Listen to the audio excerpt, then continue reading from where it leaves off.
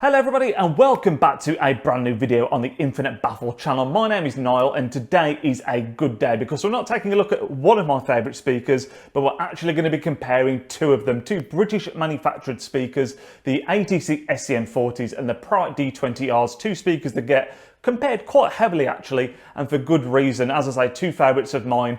Before we get fully stuck into it, I do want to say a massive thank you to everybody for all the support on the channel, all the likes, all the comments and all the new subscribers, particularly since the channel was featured in the Audio Affair newsletter last week. So thank you for everyone that's jumped on board since then. Again, if this is a video you do enjoy, make sure to leave a thumbs up and your support is always massively appreciated. But without any further ado, let's get stuck into it.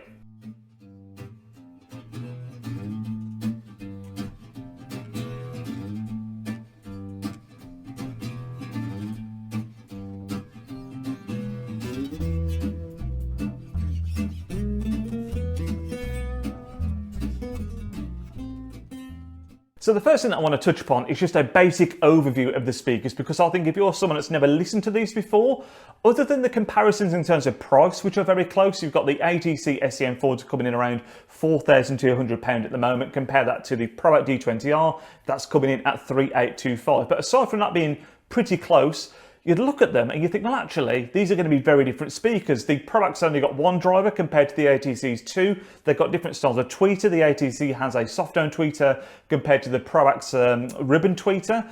And the ATC is also a much chunkier unit as well. It's a lot wider, it's a lot deeper. The ProAc is a much more sleek, modern design, whereas I think that the ATC's almost got this utilitarian look to it. It's a lot more industrial looking. So you look at them and from the offset, you might think, well, these can't be similar speakers. They're so different in the way they're put together. Obviously, ATC and ProAc are both British loudspeaker manufacturers as well, and as silly as it might sound to some people, that is something that you really can't underestimate, because there is a huge call on the market for British hi-fi and that kind of British design and sound, both of which the ATC and ProAc do a fantastic job of and really encapsulate what a lot of people enjoy when it comes to British hi-fi. I think although they are both very different aesthetically, it's important to note that they are actually both incredible in terms of build quality. Both have got the wood veneer finishes, both are very weighty. I think the ATC is coming slightly heavier compared to the ProAcs, but build quality is not even in question, second to none for both of these.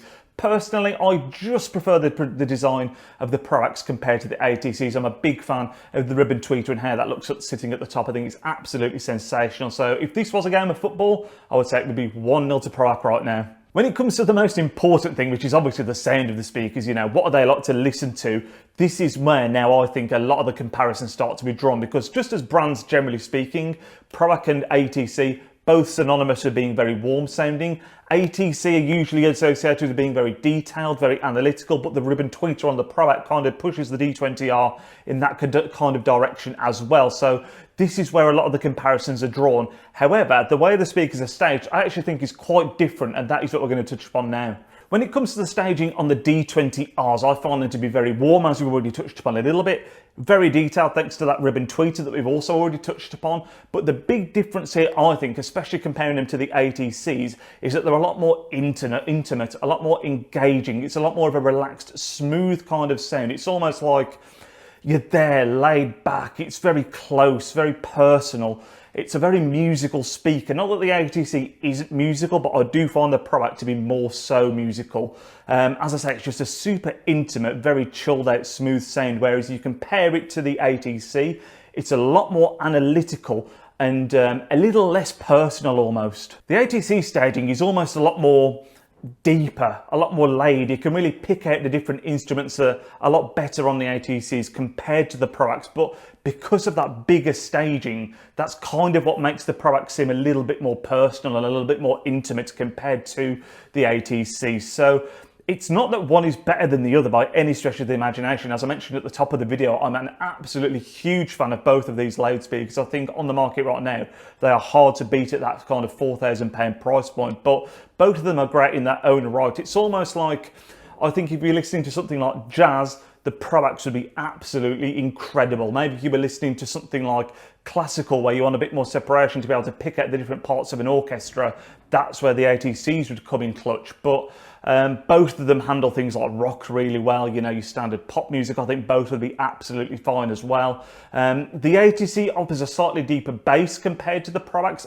A little bit of that's going to be because of the fact it's a weightier speaker, bigger cabinet, the extra driver, so that's worth bearing in mind as well. But I don't find that the ProAc lacks in that area, so it's very, very difficult to choose between the two of them. It really is a matter of personal preference more than anything at this point, really.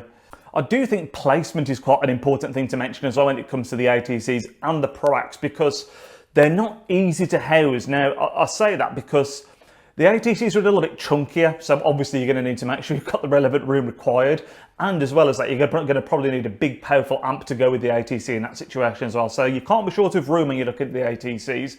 ProAc's a little bit easy to house and drive, so maybe it's less of an issue, but more so just in terms of the placement of the speakers is really important. Obviously, on the channel, we've looked at things like the kefs, which are designed to go in a room, and you know, you don't really have to be concerned about where they're going. You're always going to get a great sound. But I do think placement is very important to get the maximum out of both of these speakers. They can both be quite unforgiving, but it's well worth it because when you get it right, again, they said absolutely fantastic. I think when it comes to choosing one or the other, it's incredibly, incredibly difficult. I mean, as I've already mentioned a couple of times now, I'm a huge fan of both of these speakers, and it really is a case of personal preference. You know, maybe if you like a smoother sound, the ProAcs are the one. Maybe if you want something with a little bit more low end to it, the ATC could be the one. If you want something that's a little bit easier to house, then the ProAc could be the one. I mean, there are so many moving parts here. I do truly believe that the best thing to do if you're torn between the two speakers is to have a listen to them, because without doing that, it's very, very difficult. But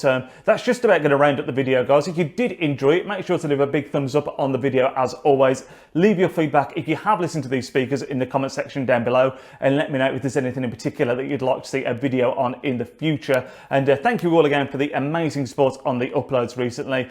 Really does mean a lot, and enjoy the rest of your weekend, especially if you're in England, the bank holiday, an extra day as well, so enjoy that as well. And yeah, we'll catch you all in next week's video, guys.